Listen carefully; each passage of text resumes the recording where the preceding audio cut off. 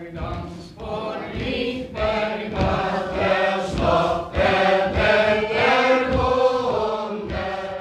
1976 var Egil Bakka og starvaðist á Norsk Center for Folkemusikk og Folkedans i Føroyum og gjorde kikmyndopptøkur av føroyskum danse og særliga av føroyskum dansespølum.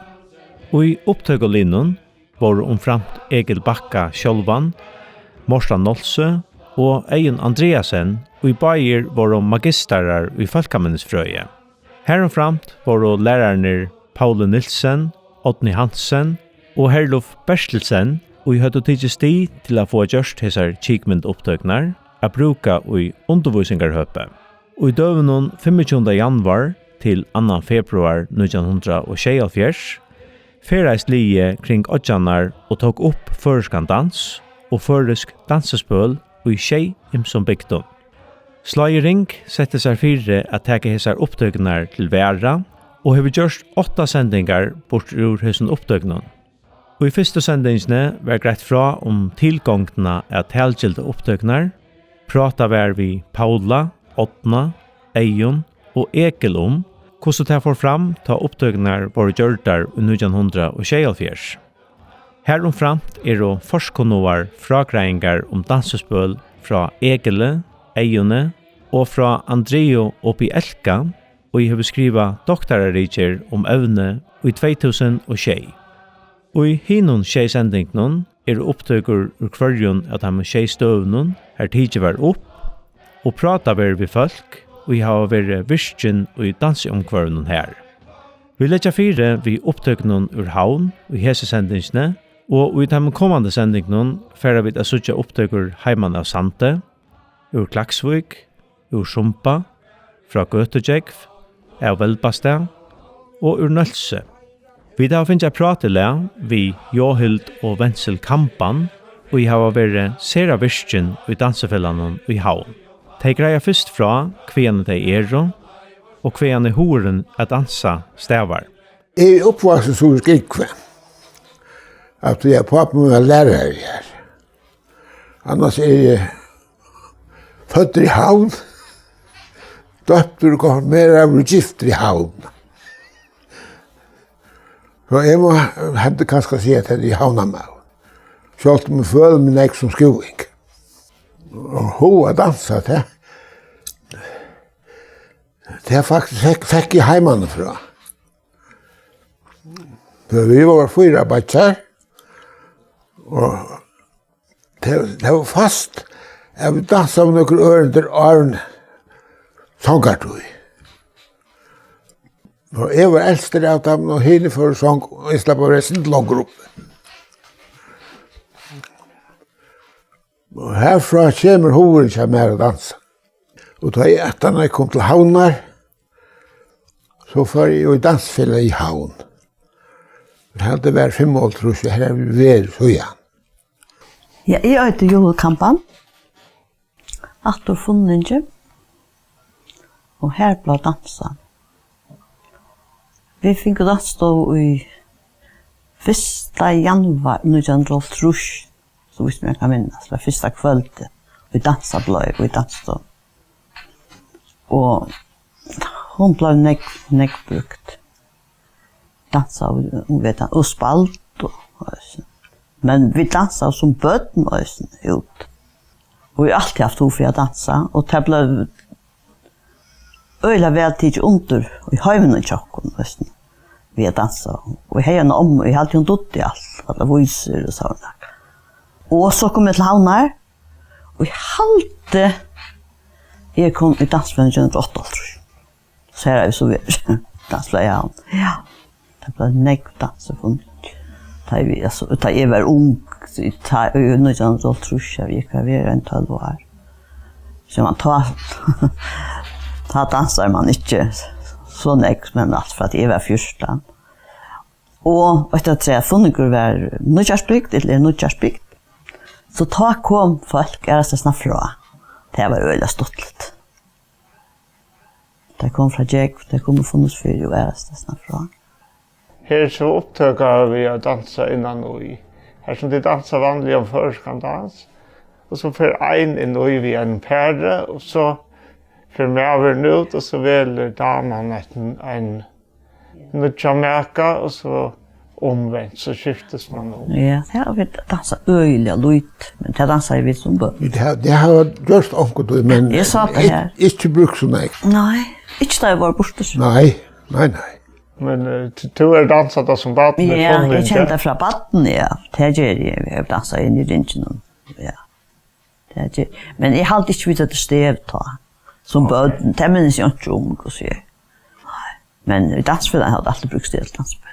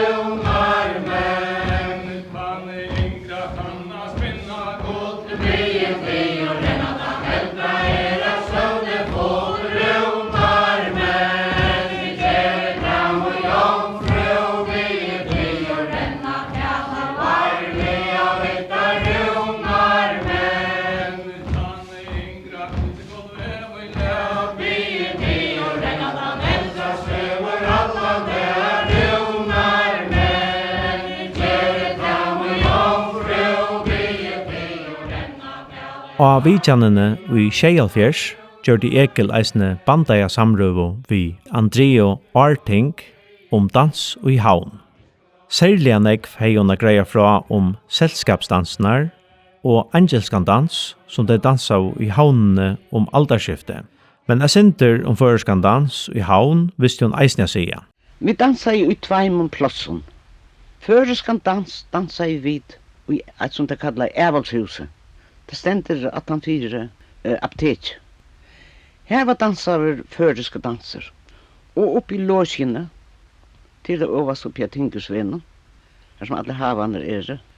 Här blev dansa angelsdanser. Och ena fer upp i middelen var eisene dansa i teatersalen och klubban. Nu är klubben ombygder. Då var det ett lagre hus med skråtag. Så här blev dansa angelsdanser och føreska danser. Men jag vill säga till att den føreska dansaren han gick bäst högtur som vi säger av fast lavent och anna jólakvöld. Du tar dig över ung, ta kommit gifte män och tar det väl att kvöa de gamla kvägene. Bättre än ungdomren som var i havn. Det såg ut som ungdomren var mer upptiden av musikken. De hade bättre höra musik och trippa så till vid benen. Det var hona lite affärer dansa i fastlavens kväll. Fastlands mannakväll och fastlands tyskväll. Tog som sagt att här kommer gifte män på några 30 år upp till 40 och äldre. Och tar det ekvilliga väl att kvöa. I så gamla kämpevysen där. Sattne var dansur regleliga i Sjånlagarhusnum. Kvørst mannakvöld av etre var navigatørdansur, her føreskur dansur var fram til sälren var gjord til biografsal vid föston stolen. Vita ditt nær og Gustav Jack Fyrse ta i dansfälla i havn, eller som det tabla kallar bara dansfälla i stående. Nei, det minnes jeg ikke til, men jeg hørte det som började og satt okkur til at jeg får ned i Sjønlagerhus. Og oppe på kanten, og satt det her og huggt nere i dassen. Og så fikk der tåsa vi de folkene som tar helt til være friast at alliera sig vi. Och så blev dansefälla i stånd. Och det var det Kristoffer och Sigmund, Martin. Ja, och så flera ånder. Det var 2 år, tror jag. Paul Eite her nok ved. Ja, han var eisen en av huvudmannen. Martin. Martin, ja. Og Jens Paul i Stitchen. Og ja, han var en Det var en av oss bo i han. Og Hermina og Thomas, de kom Rosavur. De var øyelig trygg. Ja, det Var også via stående fjellet. Først eneste kväll. Ja, Magna, Storstående. Det er det som jeg har hørt annars, at det er samme som du sier. Dansefällaget i havn var sett av stån i 1902 og var første dansefälla vid føreskon danse. Opprunan kunne vi lesa et brott ur Gerabosene som listamauren Janus Kampan helst hever skriva, ta fellaget hever vært 20 år alder. Ein gåur gammal havnamaur som var av Tofton sier Sjønlagerhuset som dansestov. Nei, ta hettluna færg ikkje på å dansa. Torsøl var sagt og gjennom totte ta og i tredvunnen, stokkar av stalegjørder, og hetta var ikkje sagt som noen godkjenning. Og satt te. Danseren hever ikkje de allra beste lydgjentene her i havn. Dansestånar vornar og stårar. Nega av de innelige færre, og einan sterskaste kvuarar kunne få dansen a genga. To kunde mengan vera gode dansur heima tja fölkje, og de som da heppnaist a vera vi, ta til dømmes bækaren og i hotne hei rutta bækarruje av Olasøko, opplevde og gløymelige løter. To, her i havn møtas folk ur öllum fargen. Hvor kommer vi så innom kvea og noen heima? Hver skulle lydgjentene være bedre enn just her i havnene til å finne gåan dans? Alt hetta hever som mengan vært tåsa. Men let jeg komme saman et kvöld vikna og få ånder vi, etla let jeg gjøre et fela. Tåse enda vi urslide. Dansefellet var en verleidje. Da måtte helst være Jens Paul i Stitchen, hesen braie og ivrige mauren som først møll meg et fela. Av øron og i vår og vi, minnes med Katrino, kono hans herra, Kristoffer, brøvernar Jakob og Magnus og i Nudjostovo i Kvøyvøk, Jon og Paul ur Mykinese, Hermino og Thomas, Paul Eite, Kiss, Einar, Johan Samuelsen ur Sumpa, Magna, Janus. Hver ble dansa og gosse. Bare i klubban. Høstkvöld, middel 20-tal. Men så ble det brøtt til frutjakvöld at han jeg kom her. Kvarja vike. Ja, og altså, hun vet det. Ja. Og livet av fasta laven vi varsel. Det noen særlige personer eller hendingar som de minnes tjøkken og har fra felan. Utanlandaferien det har vært fantastisk her. Det har vært øyla nekvastes. Hva har de vært? Vi har vært ødel Norrland Ja. til dømes. Vi var flere turer i Norge. Ja. Spanien, tverfer, Rutsevel, tverfer. En rimmarturer til Amerika. När måste börja ha framförsler och när började du på hästa utanlandsferier och så här. Första ferien vet var 1933. Ja. Ja, hon var i Norra. Och började ta lyckas med att vänja Ja. framförsler eller hade du långa framförsler i Holtruschen och nice nöd? Jag minns inte. Nei, det var ikke så mye. Vi är öra lojt av dansespel och nice. Det är alltid ett djur. Ja, det var ikke den, det hadde du bare vita i. Da vi var Så han dansade ferier. Annars var det inte nekbrukt. Det var mest bara vanlig dans. Kom det ses inte fra om band och dansplatt alltid jag brukar handla framförsler. Ja. Och de dansade då vi steve alltid. Alltid vi steve. Det svorde sig mångt att det snarare så motsatt han vet att det är föräldrarna som är ute eller in i ketterna. Men vi vänder oss alltid ut. Och egentligen som man gör så. Ja. Så för. Och till vänster. Kvart i dag för att vi för kväje. Nu minns det. Torskestöt. Torskestöt brukte ut. Ölanek. Ja.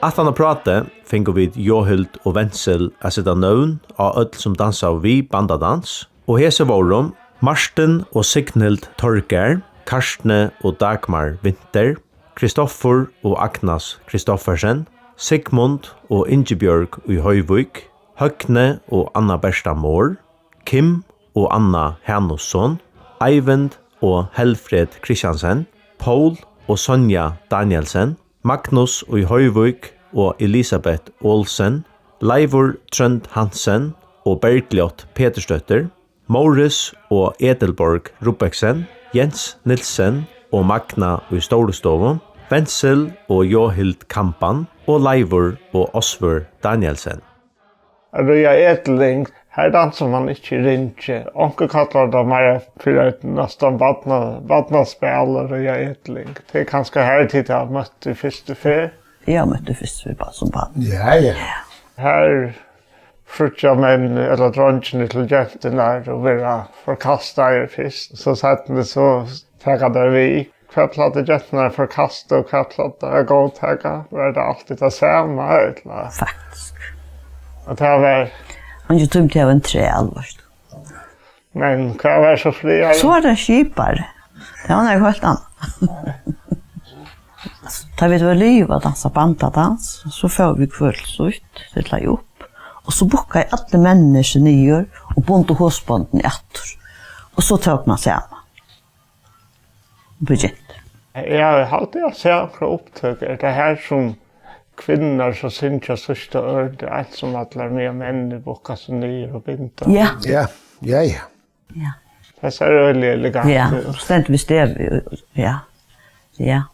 Framröjer offer, framröjer edelängor, framröjer homans edelängor, framröjer kongsens men alle.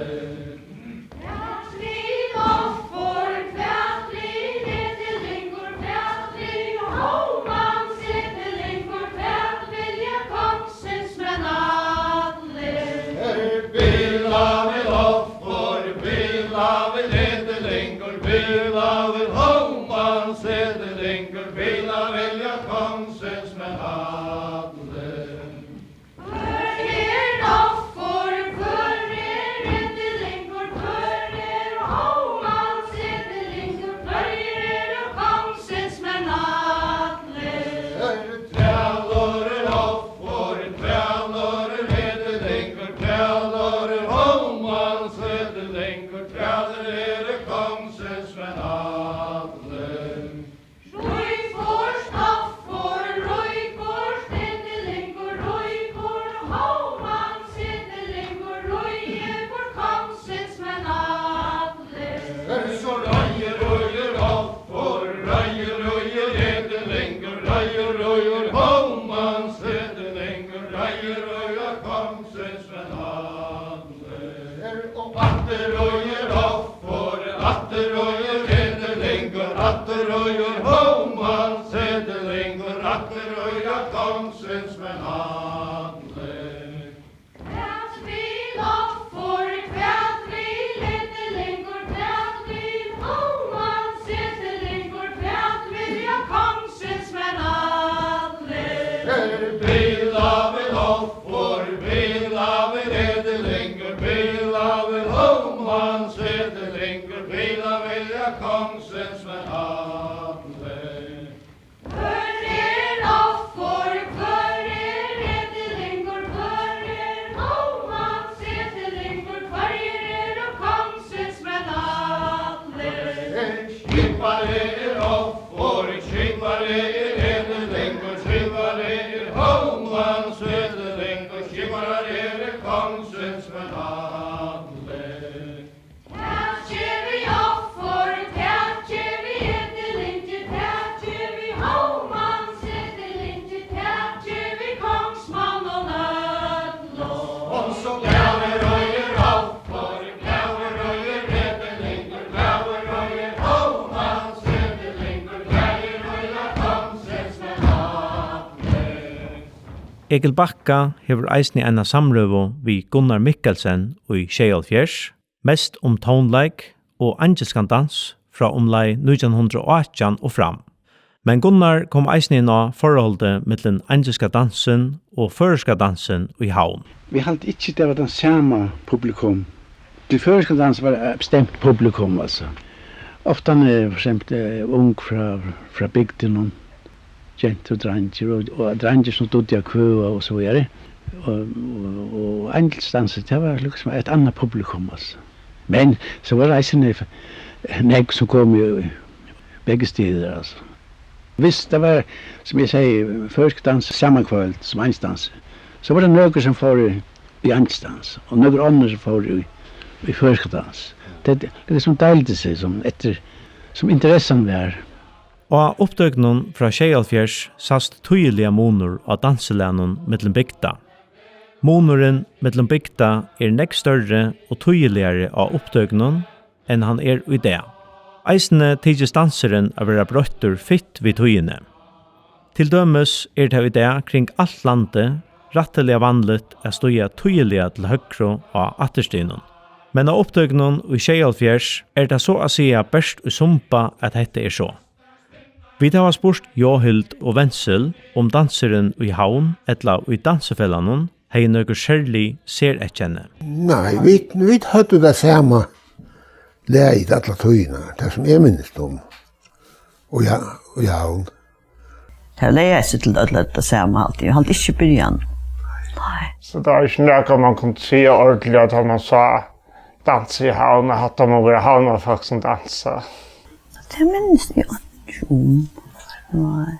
Halda tid at det har uppbytt så att de som har dansat först kan dansa i havn, kanske mer folk som är flott till havnar av bygd, eller Det var ekologiskt. Det var i alla fall alla stanna fra som kom. Och i fälla. Och nöker har dansa av havnafölk, men det var inte kört. Ja, och kom nekvika och kvar. Där hade så räkna läge här som det kom fra. Ja. kom de flesta utan ur havn, eller var det nek som var upprunalig ur havn? Ikke det var så nek upprunalig havn. Det var slett. Men sjøen det ble kallet noe Tørlands, og det var det som gikk var sjømannsskolen. Ja. Og tar kom djura til landen.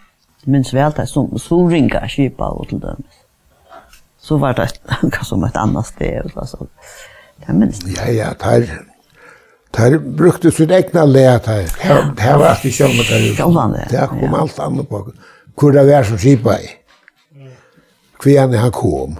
Hva kjenner de til dansespøl fra de kan unge og døven? Blir dansespøl dans i heimbygden når de var unge? Vi dansa og gången til skolastålen. Her brukte vi dansespøl. Hva var det her? Rui eteling, for nok så nekv. Og samtidig dans, gamle kjete, bandadans. Det var mest som det alltid. Dansa var alltid skolegangen, men jeg minns ikke vi dansa dansespøl, men det gjør vi tonen noen, Rui eteling og Anna som bød. Og i dansstunden dansa vi dansespøl. Jeg ble nekv dans. Og det var så vanlige som Venstre sier. Hvor var det som dansa i dansespøl? Var det bare bøten, eller var det ødel? I dansstunden var det ødel, ja. Men jeg minnes vel at for at vi var på i tonen når vi dansa dansespøl. Til dømes Rui Edling og andre. Samtidig danser var det eisen fast at de hadde opptrakkene. Ja. Ja. Da danser man vanlig dans, først kan danse i ørene. Ja, og så tek man sammen, danser pervis, og så skifter man makkar. Så det blir eisen vid steve. Ja. Alt og i stev. Og grulig ofta var Flån Bernson brukt. Ja. Ok. Ja. Filmer nummer 1,2. Morgen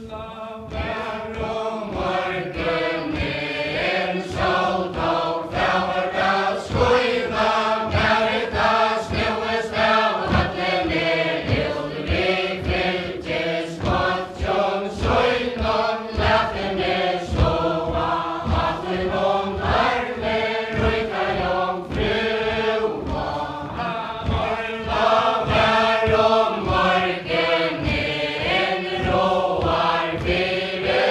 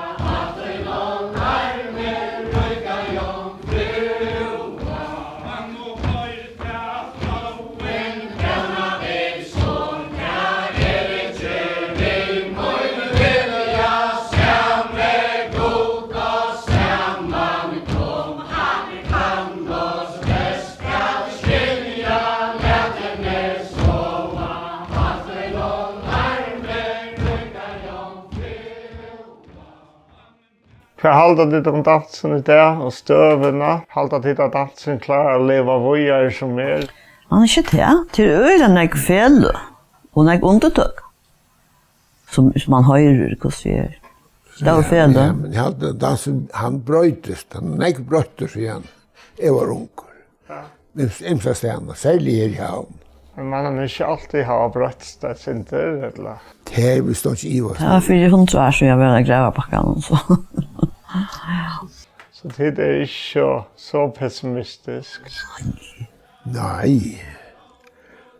Alla dansen blev verand. Men han bröjtes dock några åren. Og i hese sendingsne har vi hørst om dans i havn og se gamlar filmsopptøker vid dansefellanen i havn. Nästa sending blir vi danse heiman av Sante.